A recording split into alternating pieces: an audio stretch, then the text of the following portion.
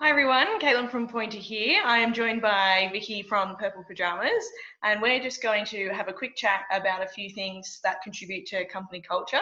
So Vicky, if you'd like to introduce yourself and just give us a bit of an idea of what you do, that would be great.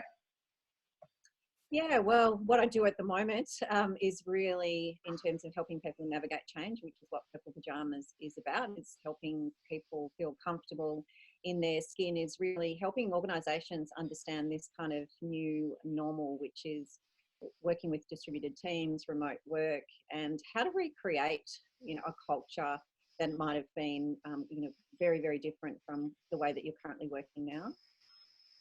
Yeah, great. So do you think you could sort of give us a few tips about creating and maintaining company culture with a distributed team?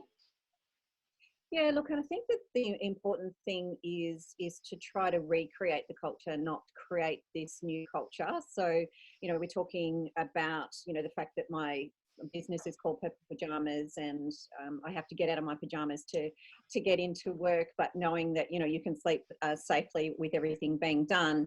If your culture at work isn't about you being in your PJs, then turning up for work when you've got webinars or seminars or group chats in your pajamas is not cool. So it's about thinking about what did the culture look like before we started distributed teams or remote working, and how do we recreate that? So for example, if everyone kind of turned up about the same time in the morning and, went kind of said hello and then went straight to the kitchen and grabbed a coffee and then just got into it, then you're going to try to recreate that in this new space. So it might be using one of your channels, it might be using, WhatsApp or whatever you've decided to use in terms of communicating with the team, and snapping a picture of your coffee and going, "Good morning, everyone," and getting on with it. So we really want to recreate the culture as it was. So I think that's the first tip. Think about the types of activities that you would normally do, and then look at how you can recreate those in this new space. So we don't really want to lose that informal water cooler kind of chat that Yeah, you're absolutely. yeah. And the same thing with if it's your weekly meetings as well. How do we try to recreate those weekly meetings if you're used to the whole team getting together and having a chat? It's trying to simulate that same agenda. So it would be, greeting people when they come in, giving them a few times to, check in on people, and then recreating that same agenda. So I think that that's important, knowing that, there are things that will have to change if we're working with people that have kids at home, for example. Yep. The time of the meeting might need to change, or they might need to be shortened because you'll see that, Joe in the background has got kids scrambling, because of course the minute they know you're on a phone call, they want chocolate cake. They're going to turn up.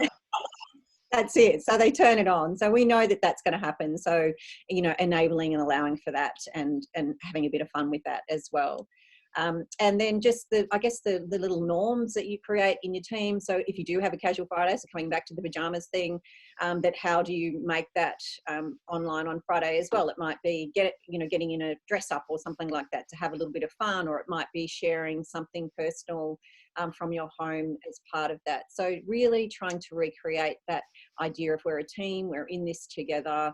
How do we recreate that what we loved about belly to belly communication? Yep. Yeah, great. Thanks, Vicky.